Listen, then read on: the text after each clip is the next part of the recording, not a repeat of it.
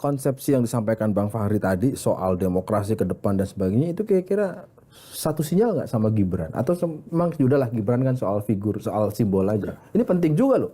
Karena nanti ke depan akan kampanye, akan ada diskusi. Jadi begini ya, supaya tidak saya kemarin baru diskusi agak panjang dengan Gibran waktu dia ke kantor. Ya.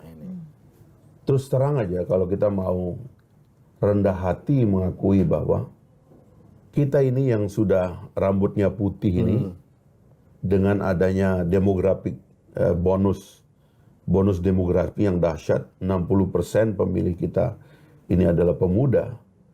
Terus terang kita ini agak nggak paham dengan dinamika anak muda ini. Saya terus terang aja, kita harus mengakui cara dia menjawab, cara dia merespon keadaan, cara berpikir yang tidak diametral, tidak terjebak kepada politik aliran, tidak terjebak pada klaim salah benar, judgmental dan sebagainya itu dahsyat loh. Dan itu adalah generasi baru Indonesia. Kita ini harus belajar pada mereka karena faktanya mereka itu ada dan dominan gitu loh. Tegak lurus betul. Ya, bukan kita nggak boleh main-main sok. Kita yang tua-tua seolah ngerti persoalan juga nggak. Cepat sekali gitu loh berubah langsung. Bukan berubah. Saya melihat ada realitas baru. Ini air bah, ini raksasa tidur. Kita jangan main-main. Ini generasi muda kita ini potensi yang dahsyat. Inilah yang akan memikul beban Republik. Dan dari obrolan singkat itu melihat ada potensi kemampuan kapabilitas di Gibran ya. Anda lihat aja nanti. Tapi jangan ini juga sih Bang. Maksudnya kalau kita ngomongin ini soal Fahri Hamzah ini kekuatan. lahir di kampung yang pada saat lahir sampai berumur 13 tahun tidak ada listrik. Saya belajar baca buku mencuri-curi pakai dila. Dila itu lampu yang pakai minyak tanah. Hidung saya hitam kalau saya baca. Ya alhamdulillah rezeki orang tua ala kadarnya, kita nggak bisa dibilang terlalu miskin tapi juga tidak terlalu kaya. Datang ke Jakarta, saya merasa otak saya itu mungkin juga banyak hal yang mungkin kurang gizi atau apa, nggak mampu kita mencerna banyak persoalan gitu. Karena itu saya nggak berani masuk ke sektor sains dan matematika karena buat saya orang kampung itu berat. Saya masuk ke ilmu sosial yang lebih mudah ditangkap dengan peralatan waktu saya muda.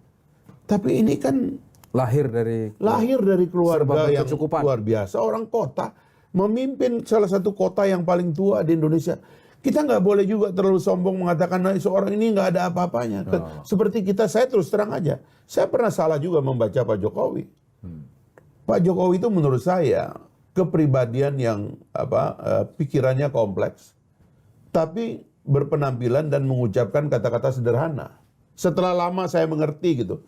Dan itu memang ada khazanahnya yang saya harus rendah hati. Suatu hari saya diundang oleh Sultan Hamengkubuwono, satu-satunya dinasti yang ada di Republik ini yang masih berkuasa. The real dynasty. The real dynasty itu Hamengkubuwono. Saya diundang dan saya ngobrol di rumahnya.